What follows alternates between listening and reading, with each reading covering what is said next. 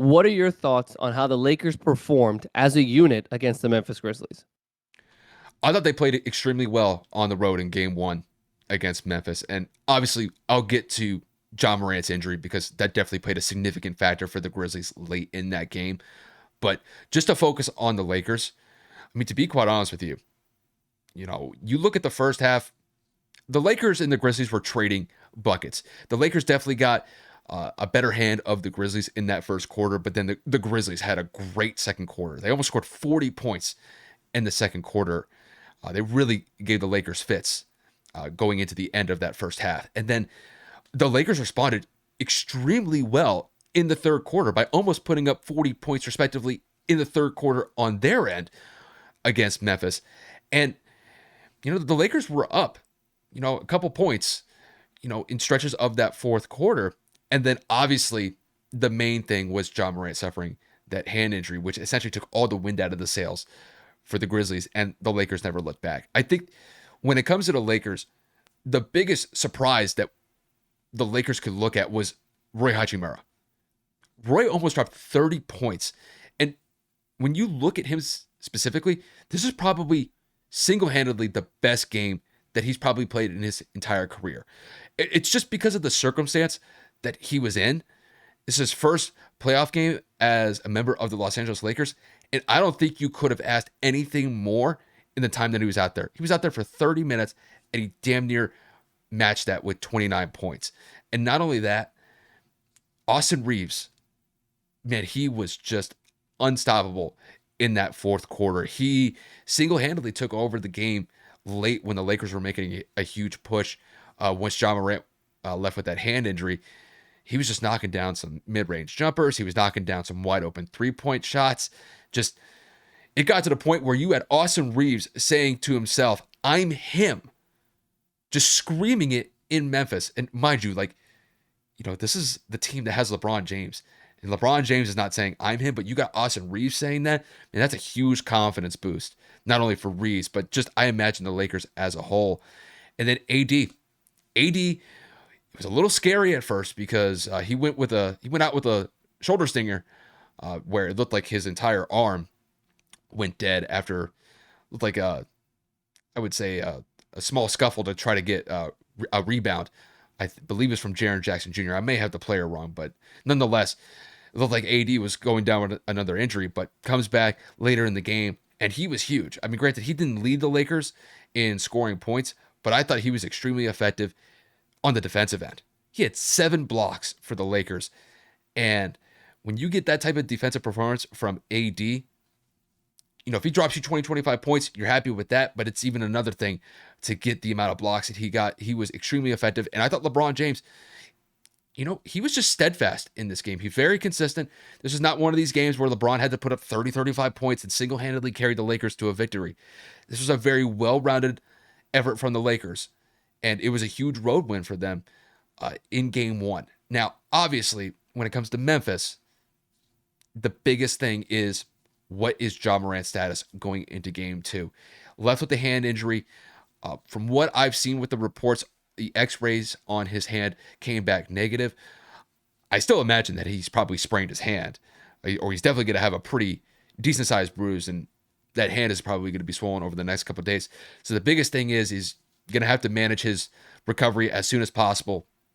Obviously, if you have John Morant on the court, he's a difference maker for the Grizzlies. Now, the Grizzlies have shown in the past to play pretty well without him, but when it comes to the playoffs, you're definitely going to need him out there because you just can't roll the dice not having him out there on the court unless the injury is just too big to overcome.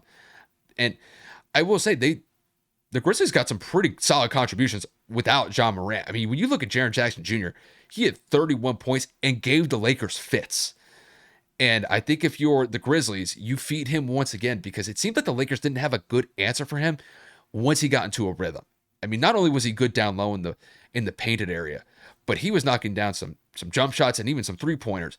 So I think if you're the Grizzlies, if you don't have John Morant going into game two, you feed Jaren Jackson Jr. and you try to get a similar type of performance that you got from him in game one. But they're going to have to focus on these other guys, these other role players to be able to step up and make some big-time plays. Desmond Bane, Dylan Brooks, Luke Kennard, like these guys are going to have to step up big if John Morant is going to potentially miss game 2, because the Lakers may smell blood in the water if Ja's going to be out for the foreseeable future. And if the Lakers sense that, they're going to try to go up 2-0 in that series. And game 3 goes back to LA.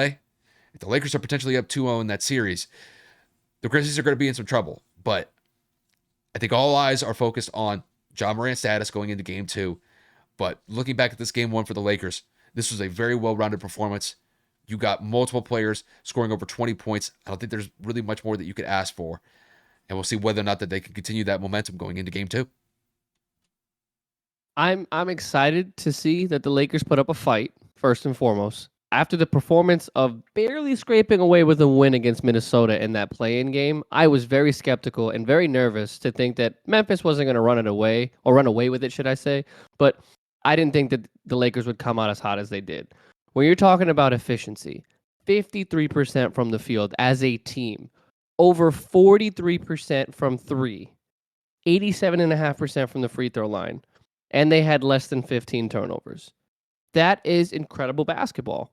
Albeit your superstars didn't have to carry you because a lot of people contributed. That is how basketball should be played. I'm not expecting everybody to have incredible games like this moving forward on a consistent basis throughout a 7-game series. But when you talk about Hachimura having his best game of the season, when you talk about Austin Reeves and the heat that he's been on, or should I say on the streak that he has been on as of late in the second half of the season, where he's been gaining a lot of confidence, which obviously probably led to him saying, I am him. The acquisition of D'Angelo Russell, the defensive presence, which also was an acquisition of Jared Vanderbilt and also Malik Beasley and a list of other players. Everybody did their role. Everybody fulfilled the assignment. And what it looked to me was, if everybody is eating, the Lakers will win.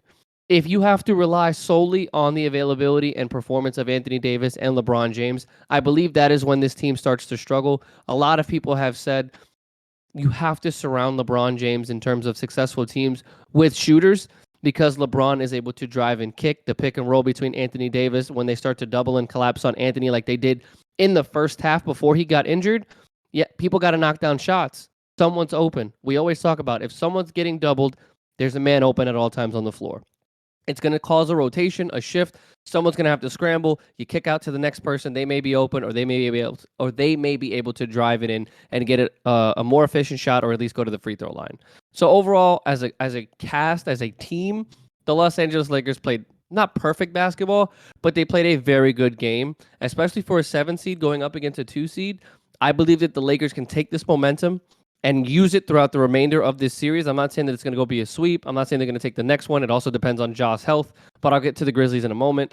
This is exactly what Los Angeles needed to make this postseason run that everybody says that they're going to go on because of the, I guess, health of LeBron James. But Anthony Davis did suffer that stinger. We don't know the measure or the measure. We don't know the significance of the injury. We don't know if that's going to affect him long term. We don't know if that's going to hinder him from playing as effective as he did down the stretch. But he also did have 7 blocks. So overall, I think the Lakers performed very well, and that is why they won this game. Going into Memphis, Desmond Bane in the first half was hitting some crazy shots. Desmond Bane at one point, I believe, went on a 7, if not 8-0 run by himself, back-to-back threes and one. And then I'm just sitting here like, oh man, here comes Memphis. Like, oh man, the Lakers are in trouble. Mind you, I'm not even a Laker fan, but obviously for the sake of my dad and my brother and Kyle, like I have a lot of Laker family friends. I have a lot of family members that are Laker fans. So I always want to see them do good. And then, like I said, Ja Morant goes down in that fourth quarter, 5 or so minutes left. And it's like the sail of the Memphis Grizzlies ship was just knocked over or was ripped. All momentum was gone. It almost looked like Memphis was lost on offense. And that just, it wasn't a good look.